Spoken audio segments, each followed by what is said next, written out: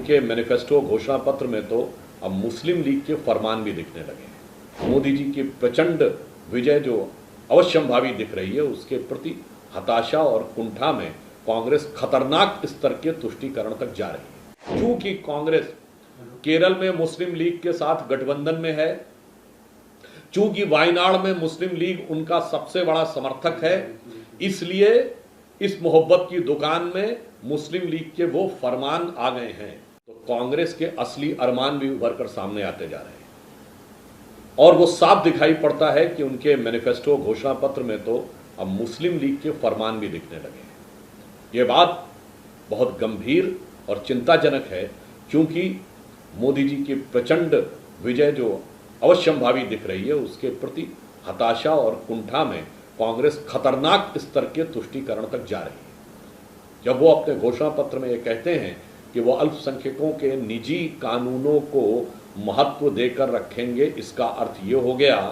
कि वो personal law को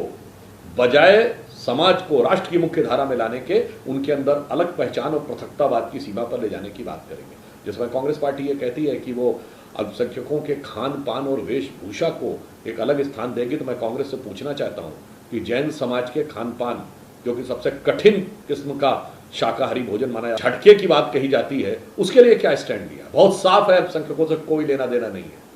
ईसाई समाज के साथ जो कुछ हो रहा है केरल में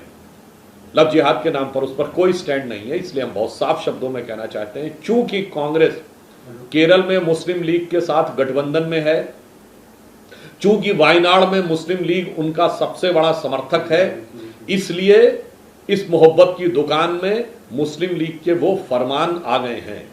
मैं देश की जनता को ये बताना चाहता हूं कि केरल की मुस्लिम लीग वही है जिस मुस्लिम लीग की स्थापना मोहम्मद इस्माइल ने की थी, जो स्वतंत्रता से पहले जिन्ना की मुस्लिम लीग के दक्षिण भारत के यानी मद्रास प्रेसिडेंसी के अध्यक्ष थे, जिन्हें कायदे मिल्लत कहा जाता था, और 1946 की असेंबली में सारी की सारी सीटें मुस्लिम लीग को जीत के दी थी, और स्वतंत्रता के बाद कॉन्स्टिट्यूएंट असेंबली के सदस्य रहे और मुस्लिमों के लिए अलग स्टेटस की मांग की थी, यहां तक कि अलग निर्वाचन क्षेत्र की मांग भी की थी। यह संविधान सभा की डिबेट से देखा जा सकता है। इसलिए ये बात हम जिम्मेदारी से कहते हैं कि लोकसभा चुनाव का परवान चढ़ने के साथ साथ कांग्रेस के अरमान मुस्लिम लीग के फरमान के रूप में उनके घोषणा पत्र, विचार और उद्देश्य में जिस रूप में दिख रहे हैं, ये देश की राजनीति के लिए एक खतरनाक संकेत है, जो किसी भी कीमत पर, सत्ता आने का तो सवाल ही नहीं है, किसी भी कीमत पर राजनीति में अपना स्थान बनाने की नाकाम हसरत के लिए किए जाने वाले